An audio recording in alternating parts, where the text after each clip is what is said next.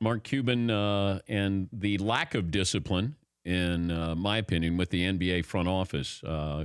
Commissioner Silver, I thought, could have made a bolder statement here and suspended Mark Cuban, because it feels like, and, I thought Rachel Nichols did a great job in pressing Mark Cuban yesterday about what was going on with sexual harassment, just what was going on in the building and been going on in the building for decades. And I thought Mark Cuban just kind of put some money in the middle of the table and said, all right, here you go. I'm going to donate some money here and then try to move on.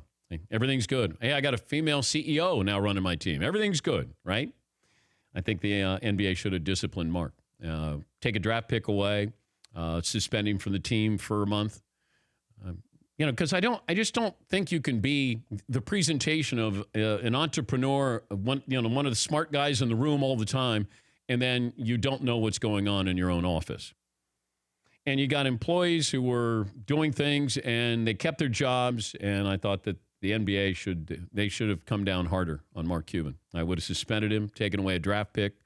This is a serious story with Mark Cuban.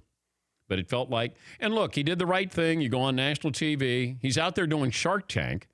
So he doesn't even go back to Dallas for the press conference. He's doing Shark Tank for ABC, and ABC and ESPN are partners, and sits down with Rachel Nichols. And once again, Rachel did a great job pressing him on this. And he sounded contrite, emotional.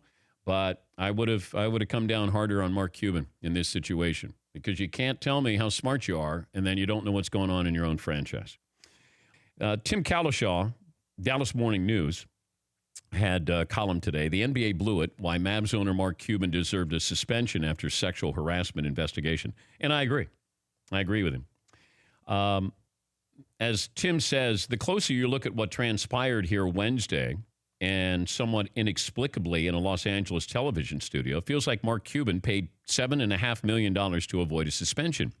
Even if that's not exactly how it went down, it's the taste that remains after the NBA passed on taking any real disciplinary action against the owner that presided over an out-of-control culture of harassment and actually fought to retain the employees who were worst offenders.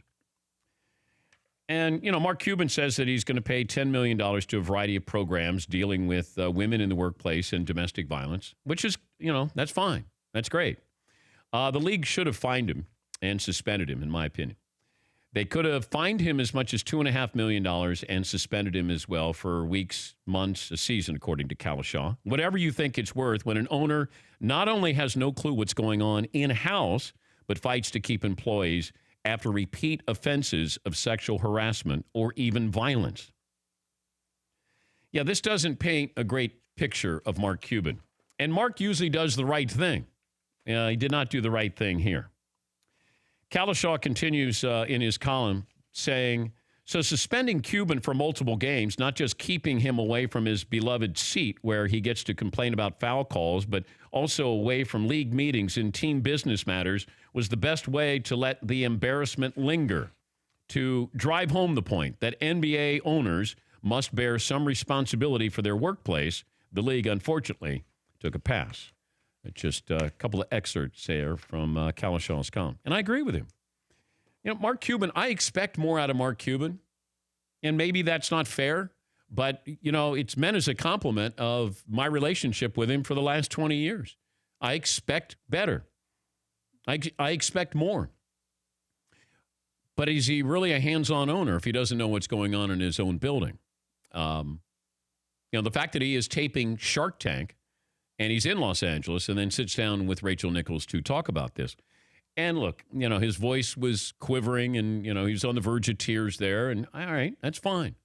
But was your voice on the verge, were you on the verge of tears when you heard about these sexual harassment allegations, charges? Did you react that way back then? And the answer is no, you didn't. But here you are in the spotlight, and it was a good performance. But I just can't buy it. With an owner that smart, it feels like he's always in the building. At least he gives you that impression. The fact that he's sitting there front row, he's all in.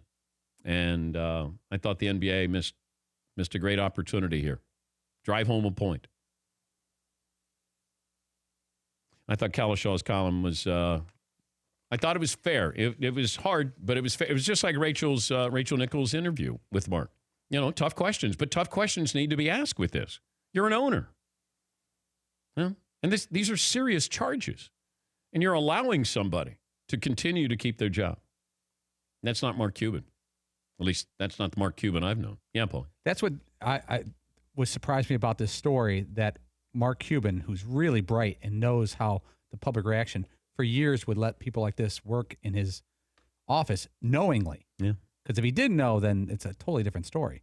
If he did know, which is what he's being punished for.